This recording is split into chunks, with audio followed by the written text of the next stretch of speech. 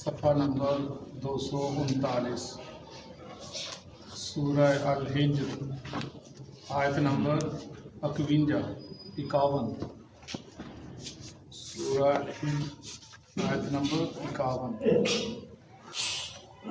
نحمدہ ونصلی علی رسولہ الکریم اما بعد فاعوذ باللہ من الشیطان الرجیم بسم اللہ الرحمن الرحیم وَنَبِّئْهُمْ اور خبر دے دیجئے ان کو، اللہ فرما رہے ہیں رسول اللہ صلی اللہ علیہ وسلم سے، وَنَبِّئْهُمْ خبر دے دیجئے ان کو مشرکین مکہ کو، عن ضیفی مہمان کے بارے میں ابراہیم علیہ السلام کے، اذ دخلوا جب وہ داخل ہوئے، علیہ اوپر اس کے یعنی ابراہیم علیہ السلام کے پاس آئے، فقالوا سلاما پس ان سب نے کہا سلام، قالا کہا ابراہیم علیہ السلام نے، انا بے شک ہم منکم تم سے، واجلون ڈرتے ہیں، قالوا کہا فرشتوں نے، لا توجل نہ تم ڈرو، انا بے شک ہم، نبشرو کا ہم خوشخبری دیتے ہیں تجھ کو، بغلام علیم ایک علم والے لڑکے کی، قالا کہا ابراہیم علیہ السلام نے، ابشرتمونی کیا تم خوشخبری دیتے ہو مجھ کو، علی اوپر اس چیز کے، مسنی الکبر یہ کہ پہنچ چکا ہے مجھ کو بڑھاپا، فبما تبشرون بس کیسی خوشخبری تم مجھے دیتے ہو، قالو کہنے لگے فرشتے، بشرناک ہم خوشخبری دیتے ہیں تجھ کو، بالحق سچ کے ساتھ، حق کے ساتھ، فلا تکن پس نہ تم ہو جانا، من القانتین شک میں پڑھنے والوں میں سے، قالا کہا ابراہیم علیہ السلام نے، وَمَن یقنط اور کون شک میں پڑے گا، من رحمت ربی اپنے رب کی رحمت سے، الا الضالون مگر گمراہ، قالا کہا ابراہیم علیہ السلام نے، فما خطبکم پس تمہارا کیا معاملہ ہے، تم کیا کہنا چاہتے ہو، کیا کرنے آئے ہو، ایھا المرسلون اے بھیجے ہوئے فرشتوں، قالوا وہ کہنے لگے، انا ہم، ارسلنا ہم بھیجے گئے ہیں، الی قوم مجرمین ایک مجرم قوم کی طرف، الا آل لوط مگر آل لوط ہے ان کے گھر والے، انا بے شک ہم، لمنجوہم اجمعین البتہ ہم بچا لیں گے ان سب کو، الا امراتہ مگر اس کی بیوی، قدرنا فیصلہ کر لیا ہم نے، انہا بے شک وہ، لمن الغابرین پیچھے رہنے والوں میں سے ہوگی، صدق اللہ علیہ۔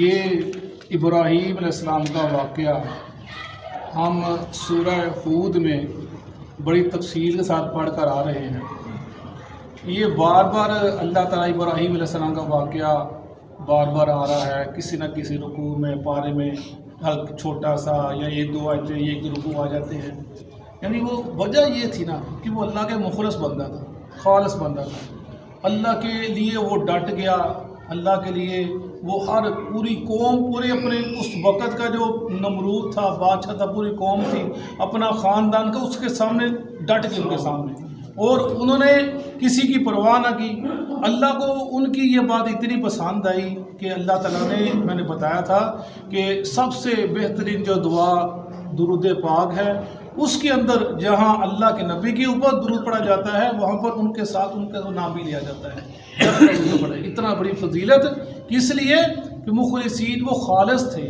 حنیفہ بار بار ذکر یکسو تھے، وہ ایک اللہ کو پکارنے والے تھے، کسی کو دیکھنے والے نہ تھے، یہ ہم نے پڑھا بار بار۔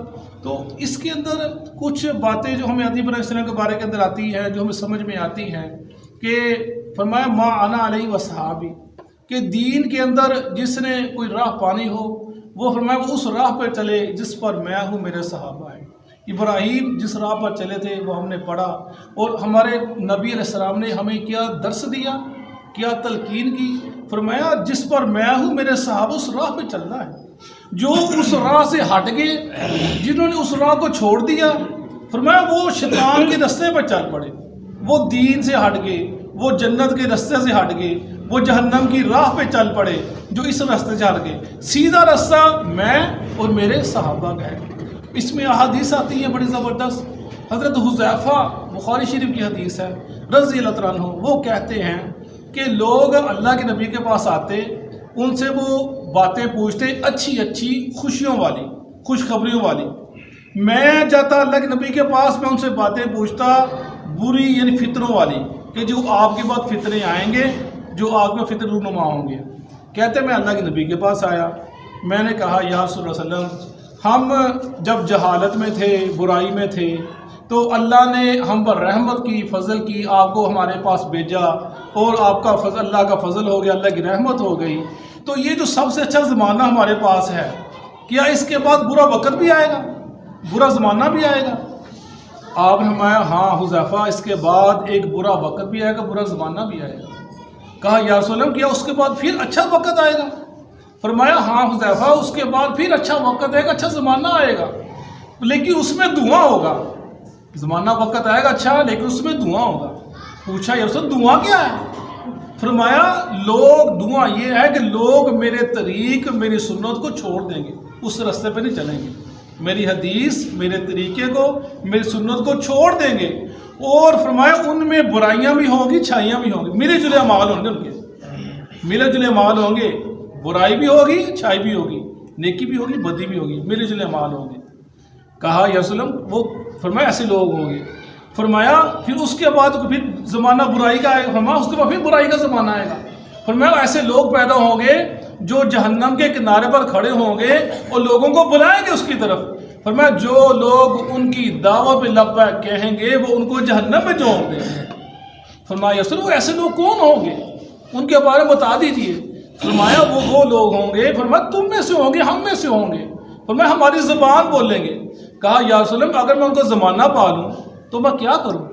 فرمایا اگر تم کا زمانہ پالے، وہ وقت پالے، ایسا دور آ جائے تو جو اس وقت کا جماعت مسلمانوں کی جماعت ہے اور جو امام برحق ہے، تم اس کو پکڑ لینا، اس کی تابع داری کرنا۔ کہا یا رسول اللہ اگر اس وقت مسلمانوں کی جماعت ہی نہ ہو اور امام برحق ہو ہی نہ، پھر کیا کروں؟ فرمایا پھر تو ایسا کرنا ہے کہ تم سب فرقوں سے الگ ہو جانا اور جنگل کی طرف نکل جانا، وہاں پر جا کر تم اس کی جڑیں کھا لینا، اگر بھوک سے مر جائے اس سے بہتر ہے اسے کہ تم ان کی صحبت اختیار کرے ان لوگوں کی۔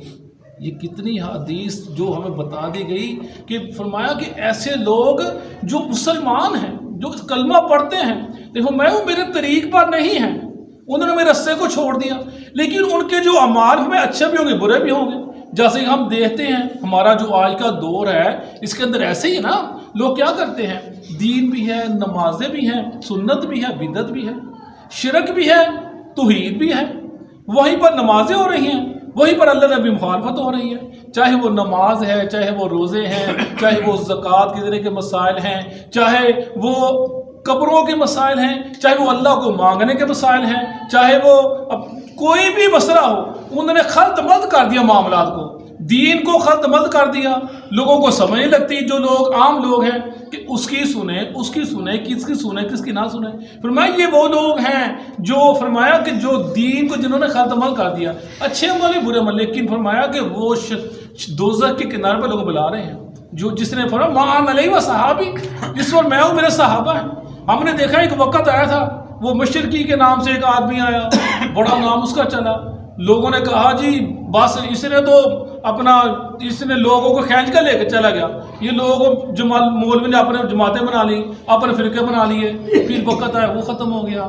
اس کے بعد ہم نے دیکھا وہ اسحاق صاحب جعلی صاحب آئے فیصل آباد والے، انہوں نے ایسا جی انہوں نے تاریخ اور اسلام انہوں نے کہا جی میں نے پڑھ لیا نا، کسی نے نہیں پڑھا۔ لوگوں نے کہا لو جی سارے نوجوان نسل کو کھینچ کر لے کر چلا گیا، اس نے یہ کر دیا، اس نے وہ کر دیا، اس نے بیان کر دیا۔ وہ بھی چلا گیا۔ اس کے بعد اب نیا فتنہ یہ اپنا مرزا جیلوی والا آیا، وہ باتیں وہ کرتا ہے، لوگ نوجوان سے اس کی طرف اپنا مائل ہوتی چلی جا رہی ہے۔ یہ فتنے پیدا ہوتے رہتے ہیں، ان فتنوں نے لوگوں کو گمراہ کر کے رکھ دیا، نوجوان نسل کو تباہ کر کے رکھ دیا۔ جو جس طرف آنا چاہتے لوگ اس طرف آنے دیے نہیں۔ جو مسائل محدثین نے بتانے سے گریز کیا عام لوگوں کو، فرمایا حدیث پاک ہے، فرمایا کہ تم لوگوں کو اپنا حضرت صحابی ہیں عبداللہ بن مسعود، وہ کہتے ہیں لوگوں کو ان کی عقول کے مطابق باتیں بتایا کرو جیسے ان کی عقل ہو۔ اگر تم ان کو ان کی عقل سے زیادہ بات بتا دو گے تو فرمایا گمراہ ہو جائیں گے، فتنے میں پڑ جائیں گے، اپنا ایمان کھو بیٹھیں گے، کیونکہ ان کا ذہن ان کا دماغ سے جاتا ہی نہیں، اتنی بھی عقل نہیں ہے سوچنے کی۔ جیسے عام آدمی ہے اس کو تم عام بات ہو، ایک دین والا آدمی ہے، اگر تمہیں بات کی سمجھ، جیسے میں کل بتا رہا تھا ادھر کہ ہم جب حدیث پڑھتے تھے، کوئی حدیث کی ہم تشریح غلط کرتے تھے نا، یا کسی آیت کی وہ اس کا ترجمہ غلط کرتے تھے تو صاحب ڈنڈا، اتنا بڑا ڈنڈا ہوتا تھا، یا چپیڑ پڑتی تھی ادھر دماغ کے اوپر، یا ڈنڈا پڑتا تھا ادھر، تو شام تک نا وہ سانس کی آواز آتی تھی کہ تو نے ترجمہ غلط کیا، تو نے حدیث کو غلط سمجھا ہے۔ وہ میں کل بتا رہا تھا جیل میں کا استاد ہی کوئی نہیں بیچارے گا، وہ کسی استاد کا بیٹھا ہوتا، اس نے حدیث سنی، اس کا مطلب سمجھا، اگر مطلب غلط ہوتا تو اس کو پڑھی ہوتی تو اس کو پتا ہوتا کہ میں نے کسی استاد سے پوچھنا ہے اس حدیث کا کیا مطلب ہے، اس حدیث کا کیا مطلب ہے۔ لوگ کسی کو بیٹھے کے سمجھ لگے کہ استاد کے پاس، انسان کو میں نے پڑھ لیا، دنیا پڑھ لی، دین پڑھ لیا، نہیں، بڑا فرق ہے۔ دین کے لیے بیٹھنا پڑے گا، سیکھنا پڑے گا، سمجھنا پڑے گا۔ بڑے بڑے مسائل ہیں جن کے پاس لوگوں نے زندگی کھپا دی۔ امام ابن تیمیہ، امام ابن قیم، امام ابن حنبل، امام ابن حنیفہ، اور ان لوگ امام علامہ صالح ظہیر، ان بڑے بڑے علماء گزرے ہیں، عالم گزرے ہیں، انہوں نے زندگیاں کھپا دی دین کی بھی لے، اور انہوں نے وہ بھی کیا آخر میں کہتے تھے ہم طالب علم ہیں، ہمیں بس جو ہم ساری زندگی سیکھتے رہے ہیں، یہ سیکھنے والا معاملہ ہے۔ فرمایا یہ لوگ ایسے ہوں گے جو دین کے لوگوں کو بلائیں گے، لیکن ان کے معاملات کیا ہوں گے، کچھ اچھے کچھ برے، کچھ ادھر سے لے لو کچھ ادھر سے لے لو۔ فرمایا نہیں، خالص نہیں ہے، خالص وہی ہے۔ فرمایا ما انا علیہ وصحابی، جس پر میں ہوں میرے صحابہ ہیں۔ جیسے آپ نے فرمایا تھا سعد بن معاذ رضی اللہ عنہ، اور وہ آئے مدینہ میں رہتے تھے، یہ ہم نے پیچھے پڑھ لیا ہے، وہ ویسے بھی سے بات ذرا اپنے دوسرے لے کے جا رہا ہوں۔ سعد بن معاذ رضی اللہ عنہ وہ مدینہ میں تھے، عمرہ کرنے کے لیے مکہ میں آئے، امیہ بن خلف کے پاس مہمان ٹھہرے۔ امیہ جب شام میں جاتا تھا تو وہ سعد بن معاذ کا مدینہ میں ٹھہرا کرتا تھا، وہ آئے عمرہ کرنے کے لیے، اس کے بعد ٹھہر گئے۔ تو امیہ بن خلف نے کہا سعد تم عمرہ کرنے آئے ہو، لیکن دوپہر کو جانا عمرہ کرنے کے لیے، جب لوگ اپنے گھروں کو واپس چلے جائیں گے تاکہ لوگ دیکھیں گے نہیں۔ وہ سعد دوپہر کو عمرہ کرنے کے لیے طواف کر رہے تھے، ابو جہل آ گیا، ابو الحکم کہا گیا اسے، وہ آپ سے تم کون ہو؟ انہوں نے کہا میں سعد ہوں۔ اس نے اچھا تم وہ ہو جنہوں نے محمد کو مدینہ میں پناہ دی؟ کہا ہاں ہم وہی ہیں۔ وہ آپس کے اندر ان کی تو شروع ہو گئی، وہ کہنے لگا اب تجھ کو چھوڑیں گے، سعد کہنے لگا میں تیرا جو تجارت کا مال ہے میں تیرا کھانا خراب کر دوں تیری تجارت کو جو شام میں کرتے ہو، میں مدینہ کا رہنے والا ہوں۔ امیہ بن خلف کہی جرا سعد اپنی آواز کو آسا رکھو، یہ ہمارا سردار ہے، وہ بار بار کہی جا رہا تھا امیہ سعد اپنی آواز کو آسا رکھو، اپنی آواز کو آسا رکھو، یہ ہمارا سردار ہے۔ وہ آپس میں لڑے جا رہے تھے تو سعد کہنے لگے امیہ چپ کر، تو کیا سمجھتا ہے؟ میں نے محمد سے سنا صلی اللہ علیہ وسلم، انہوں نے فرمایا کہ امیہ کو ابو جہل مروا دے گا۔ کہنے لگا کیا کہا میرے محمد نے کہا کہ تجھے ابو جہل مروا دے گا۔ اس نے کہا اگر محمد نے کہا تو سچ کہا، گارا آ گیا۔ اپنی بیوی سے کہنے لگا جی تو نے سنا ہے وہ میرا مدینہ والا بھائی کیا کہتا ہے؟ وہ کہتا ہے جی اپنا امیہ کو ابو جہل مروا دے گا۔ کہا کس نے کہا؟ محمد نے کہا صلی اللہ علیہ وسلم۔ کہنے لگی اگر محمد نے کہا سچ کہا ہے۔ تو جب جنگ غزوہ بدر ہوئی تو لشکر نکلا تو وہ ابو امیہ کو لینے کے لیے گئے۔ امیہ کی بیوی نے کہا امیہ وہ یاد کرو دن جب تیرے مدینے کے بھائی نے کہا تھا کہ ابو جہل تجھے مروا دے گا۔ امیہ کہ میں نہیں جانا۔ ابو جہل کہ چل، وہ کہ نہیں جانا۔ وہ کہ تو رئیس ہے مکہ کا، تو نہیں جائے گا لوگ کیسے جائیں گے؟ بڑی مشکل سے اسے تیار کیا۔ اسے کہنے لگا 2 دن کی مسافہ پہ چل پھر تو واپس آ جائے۔ وہ بس جب اللہ کے نبی نے کہہ دیا تھا وہ نکلا 2 دن کی مسافت کے لیے، لیکن اس کی موت آئی تھی اور غزوہ بدر کے اندر اس کو قتل کر دیا گیا۔ یعنی اللہ کے نبی کا فرمان سچ ہے، فرمان علیہ وصحابی، اور جس پر میں ہوں وہی فلاں پر رہتا ہے، جس پر میں ہوں میرے صحابہ ہیں۔ جو میرے رسل سے ہٹ گیا، میرے صحابہ کے راستے سے ہٹ گیا، فرمایا وہ نامراد ہو گیا، وہ نامراد ہو گیا، وہ ناکام ہو گیا۔ کیا یہ جو غزوات، یہ جو جنگ صفین ہوئی ہے، جنگ جمل ہوئی ہے، یا صحابہ کرام کے وقت جو لڑائیاں جھگڑے ہوئے ہیں، کیا صحابہ کرام نے اس چیزوں کو اچھالا ہے؟ کیا ان چیزوں کو بتایا ہے؟ کیا اپنی اولاد کو بتایا ہے کہ یہ مسائل ہوئے ہیں؟ انہیں پتہ تھا صحابہ کے آپس اختلافات ہو گئی، یہ ایک سیاسی لڑائی تھی آپس کے اندر ہو گئی، ان کے بارے کے بشارتیں ہیں کہ یہ جنتی ہے، یہ میرا صحابی جنتی ہے، یہ کارروائی ہے، یہ عالم، سب کو بشارتیں دی، ان کو بھی دی، ان کو بھی دی۔ امام بخاری، امام مسلم، سیاسی کتابیں، کیا انہوں نے ان سے پہلے یہ واقعات ہوئے ہیں؟ سارے واقعات ان سے پہلے ہوئے ہیں، کیا انہوں نے اپنی کتابوں میں ان واقعات کو لکھا ہے؟ انہوں نے لکھا ہی نہیں، کیونکہ اللہ کے تل کا امت، قرآن پاک کی آیت ہے، جو قومیں گزر گئی، ان کے معاملے ان کے ساتھ، تمہارے معاملے تمہارے ساتھ، تم ان کو لے کر تم اپنے مال خراب کرتے ہو۔ اگر وہ اللہ نے کو جنتی لکھ دیا، جنتی ہو گئے، تو تمہارا کیا بنے گا؟ تو اگر وہ فرض کیا ہم نے، تم کہتے ہو امام امیر معاویہ نے یہ کیا، یہ کیا، اگر اللہ کے بندے تو اس کی بدخوئی کرتا ہے صحابی کی، اگر وہ جنتی ہوا تو تیرا کیا بنے گا؟ وہی مثال میں نے کل بتائی تھی، حضرت علی کے پاس ایک آگا کافر کہنے لگا آپ زکوٰۃ دیتے ہو، نمازیں پڑھتے ہو، روزے رکھتے ہو، تو کب اٹھنا قیامت کو؟ کسی نے اٹھنا ہے؟ کسی نے نہیں اٹھنا۔ حضرت علی کہنے لگے میری بات سن، ہم صدقہ کرتے ہیں، زکوٰۃ دیتے ہیں، نمازیں پڑھتے ہیں، اگر بقول تیرے قیامت قائم نہیں ہوگی، ہم نہیں اٹھیں گے، تو ہمارا نقصان تو کچھ نہیں نہ ہوگا، کچھ ہم پکڑ تو نہیں ہوگی۔ اگر بقول ہمارے ہم کو اٹھا لیا گیا تو تیرا کیا بنے گا؟ تیرا کیا بنے گا؟ کس نے سمجھ جواب دیا؟ وہی تو بات بتانے والی ہے، محدثین نے نہیں کہا ان کے بارے کے اندر، خاموشی اختیار کی کہ ان کا معاملہ اللہ کے ساتھ ہے، یہ لوگ دنیا سے چلے گئے، یہ میرے امتی ہیں، میرے صحابی ہیں، انہوں نے مجھ کو دیکھا ہے، غلطیاں ہو گئی، کوتاہیاں ہو گئی، اللہ معاف کرنے، اللہ معاف کر دیا۔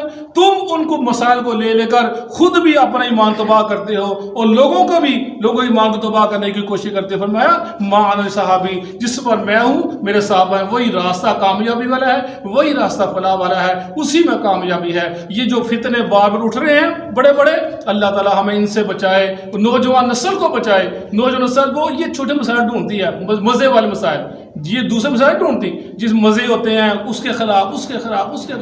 نوجوان نسل دیکھتی ہے یہ کیا ہو رہا ہے، تماشے لگ رہے ہیں، پھر وہ یا تو پکڑ لیتے ہیں، دین سے دور ہو جاتے ہیں۔ بس اللہ تعالیٰ ہمیں ان فتنوں سے، ان آزمائشوں سے بچائے۔ صدق اللہ العظیم۔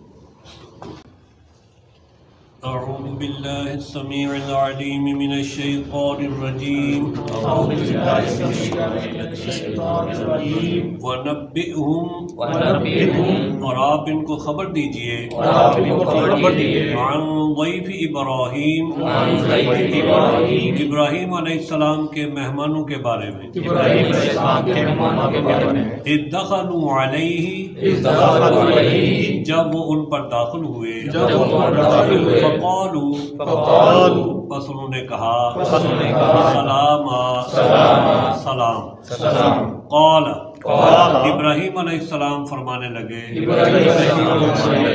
انا منکم، یقیناً ہم تم سے، وجلون، ڈرنے والے ہیں۔ قالوا، تو وہ کہنے لگے، لا توجل، آپ نہ ڈریے، انا نبشروک، یقیناً ہم آپ کو بشارت دیتے ہیں، بغلام علیم، ایک علم والے بیٹے کی۔ قال، ابراہیم علیہ السلام فرمانے لگے، ابشرتمونی، کیا تم مجھے خوشخبری دیتے ہو، اس بات پر، امسنی الکبر، یہ کہ مجھے بڑھاپا آ پہنچا ہے، فبما تبشرون، بس تم کیسی خوشخبری دیتے ہو،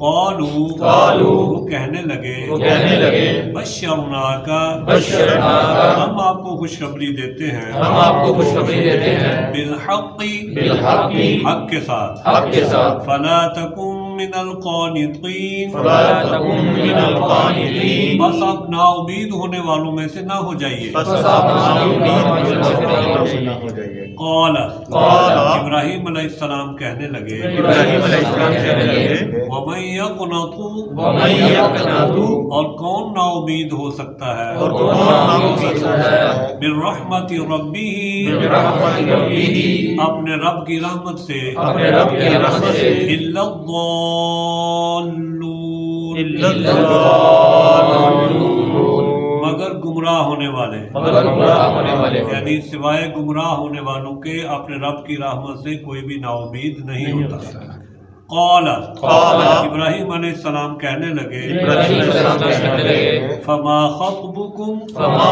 خطبکم بس تمہارا کیا مقصد ہے بس تمہارا کیا مقصد ہے ایھا المرسلون ایھا المرسلون اے بھیجے گئے فرشتوں اے بھیجے گئے فرشتوں قالوا تو وہ کہنے لگے انا یقیناً ہم ارسلنا ہمیں بھیجا گیا ہے الی قوم مجرمین ایک مجرم قوم کی طرف الا آل لوط سوائے لوط علیہ السلام کے گھر والوں کے